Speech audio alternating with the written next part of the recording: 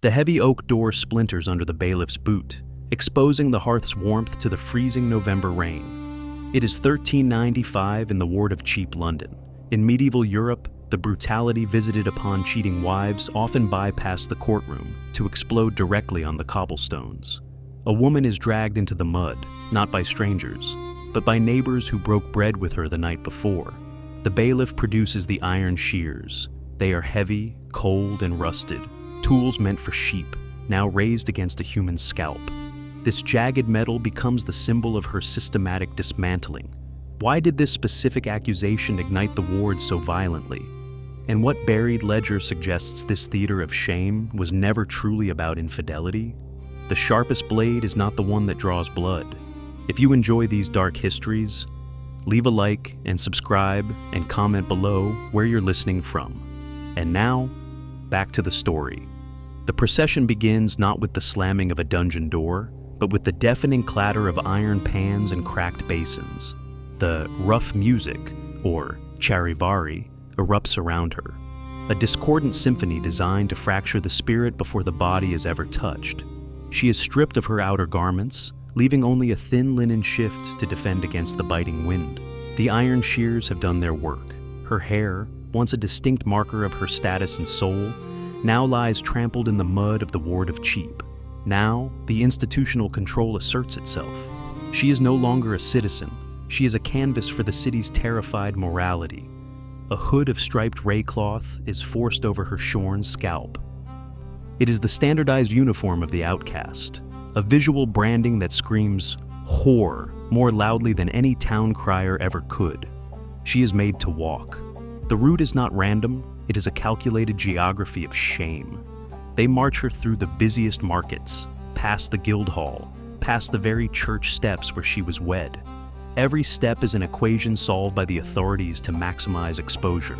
They do not need to bind her hands with heavy rope. She is bound by the collective, suffocating gaze of the parish. The crowd throws refuse, rotting vegetables, butcher's offal, handfuls of freezing mud. Yet, amidst the chaos, a quiet phenomenon occurs. She straightens her spine. She fixes her eyes on the gray slate horizon of the rooftops, refusing to meet the jeers of the men who once tipped their hats to her. She does not weep. This silence is her only remaining possession, a private rebellion against the script they have written for her destruction. Silence is the one wall they cannot breach. She is led toward the thews, a pillory constructed specifically for women. It stands in the square, the wood dark and greasy with the sweat and fear of those who stood there before. Here, the procession halts. A clerk from the ecclesiastical court approaches, his robes dry and clean amidst the filth. He leans in close, his voice a soft whisper under the roar of the mob. He offers a reprieve. He suggests that if she names the others, for surely, he implies, a woman does not stray without a network of vice. The hours in the pillory might be shortened. He hints at a transfer to a convent, a quiet disappearance instead of this public dismantling. It is a poison mercy. To speak is to validate their authority, to agree that she is broken. The mercy is simply a different cage, one built of cold stone walls and endless penance rather than public mockery. The striped hood scratches her neck, rough wool against raw skin. She realizes the clerk does not want the truth. He wants submission. He wants the ledger of sin to balance, and her voice is the ink he requires. She looks at the wooden frame of the pillory, then back at the clerk. The air smells of charcoal smoke and unwashed bodies. She tightens her jaw. The price of their mercy is her complete erasure, and she will not pay it. The trap snaps shut when you accept the bait. The mechanism of the pillory is simple, brutal geometry. 2 planks of seasoned oak clamp the neck and wrists, forcing the body into a permanent bull. It is a posture of forced contrition, designed to make the spine scream after the first hour. In the ward of Cheap, the rain turns to sleet, slicking the cobblestones and soaking the striped ray cloth hood until it hangs heavy as lead against her face. The bailiff returns. The mob has thinned, leaving only the stragglers and the drunkards, but the legal machinery does not sleep. He holds a parchment, a formal confession pre-written by the ecclesiastical court. The condition is stated openly now, stripped of the earlier pretense of mercy. If she signs or makes her mark, She admits to a pollution of the bloodline. This legal fiction allows the church to annul the marriage instantly. She would be exiled to the liberty of the clink across the river, to vanish into the anonymous poverty of the brothel districts. If she refuses, she remains here until the common fame is satisfied, risking exposure to the deep winter night that kills as surely as the hangman. He holds the quill near her face. "Sign," he says, and the cold ends. She looks at the parchment, the ink blurring in the damp air. She looks at the bailiff. "The cold is yours," she whispers. It is a flat, rusted refusal. The body breaks long before the law is satisfied. The bailiff withdraws, taking the warmth of the lantern with him. The escalation begins. It is not a torture of hot irons, but of deprivation. The muscles in her back spasm and lock. Thirst becomes a physical weight in her throat. The silence of the square is heavier than the earlier noise. A stray dog sniffs at her shoes. This is the true test, the erosion of the self in the dark. But as the sensation leaves her fingers, a strange inversion takes hold. The iron shears took her hair, and the hood took her face, but the pillory grants her a terrible clarity. She realizes the true nature of the why. Through the gap in the wooden frame, she sees a figure watching from the shadow of an awning. It is her husband. He is not weeping. He is not raging. He is counting. Under the custom of London, a wife's dowry, her goods, her coin, her family's land, remains hers if the husband dies, or the marriage ends without cause. But a wife convicted of public adultery forfeits everything. The ledger balances perfectly. This was never about a lover, or a moment of passion, or the sanctity of the bedchamber. It was a liquidation of assets. The accusation of cheating was the key to unlock her inheritance and transfer it to his pocket. The price of his solvency is her total destruction. Understanding hardens her. The shivering stops, replaced by a hypothermic calm. The shame intended to crush her becomes armor. She is no longer a wife failing her duty, but a witness to a theft. She vows to outlast the night, not for redemption, but to deny him the satisfaction of her death in the frame. She breathes in the freezing air, sharp as glass, and holds it. Survival is the only revenge left to the condemned.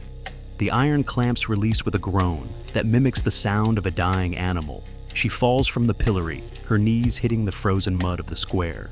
The bailiff does not offer a hand. He simply turns his back, his duty discharged. The crowd has long since dispersed to their warm fires and morning labors, leaving her as a discarded husk in the gray light of dawn. She is free, technically, but in the eyes of the city, she is a ghost, haunting the streets she once walked as a wife. She does not flee to the river or the sanctuary of the church. Instead, she moves with the painful, stilted gait of the broken toward the alleyway behind the house that is no longer hers. The back door, the servant's entrance, is barred, but she knows the loose grate in the cellar foundation. She slides into the darkness, into the underbelly of the home she managed for a decade. The air here is thick with the smell of damp wool, sawdust, and the metallic tang of iron tools. She ascends the narrow stairs to the counting house. It is silent. Her husband sleeps upstairs, likely dreaming of the coin he has secured. On the heavy oak table lies the ledger, the master book of the household's fate. She opens it, her fingers numb and stained with the filth of the pillory. The pages crackle, dry and brittle. She traces the entries, moving backward from the date of her accusation. There it is. A single line of ink, hastily written but damning in its clarity. A massive debt to the Mercer's Guild, due on the feast of St. Martin, the very day she was dragged into the street. The numbers do not lie. The business was collapsing. Without the immediate liquidation of her dowry, the shop would have been seized, his reputation destroyed. The accusation of adultery was not a crime of passion. It was a necessary financial maneuver, timed to the hour. Gold weighs more than blood in a failing house. Beside the ledger sit the iron shears. They are cleaned now, wiped of the mud from the street, returned to their place as a tool of industry. She picks them up. The metal warms slightly in her hand. She does not go upstairs to exact a bloody revenge. The world would only see a mad woman murdering a righteous husband. Instead, she performs a quiet, wordless rite of memory. She opens the ledger to the page detailing her dowry. the list of linens, silver plate, and coin brought by her father. With a steady hand, she uses the shears to slice the page from the binding. The sound is a sharp tear in the silence of the house. She folds the parchment, tucking it into the bodice of her torn shift against her heart. It is a reclaiming of her worth, a theft of the paper soul he tried to sell.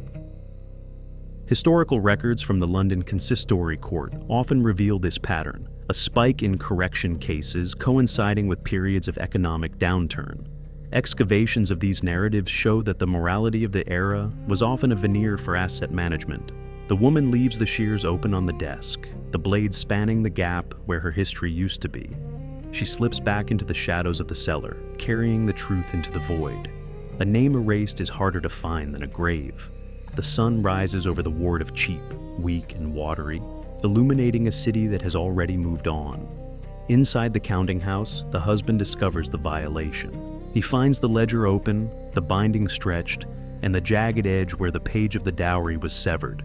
There is no scream of rage, only a frantic, silent inventory. He dips his quill into the ink pot to reconstruct the numbers, to rewrite the history of his assets on a fresh sheet. But without the original signature, the numbers are ghosts. He stares at the gap in the book, the white space where his salvation was supposed to be written. He picks up the iron shears from the desk. They are cold, heavy, and indifferent. He wipes a smudge of dirt from the blade, perhaps mud from the street, perhaps a trace of her hand, and places them back in the drawer. He locks it.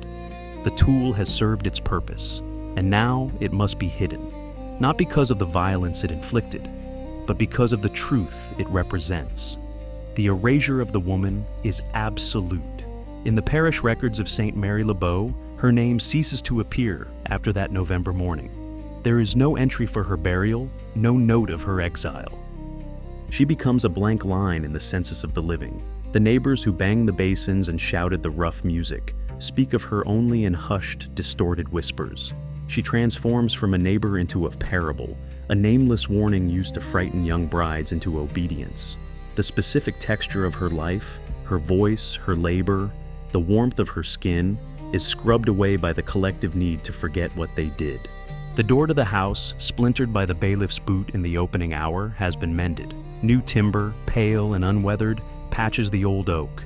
It is a scar that will darken with time until it is indistinguishable from the rest of the frame. The mud in the street hardens, trapping the footprints of the mob under a crust of winter frost, waiting to be ground into dust by the wheels of passing carts. The city swallows the event whole. The ledger is closed, the debt is paid. The silence she held in the pillory now fills the house, louder than any accusation. Subscribe, hit the bell, and like. The ink lasts longer than the blood it bought.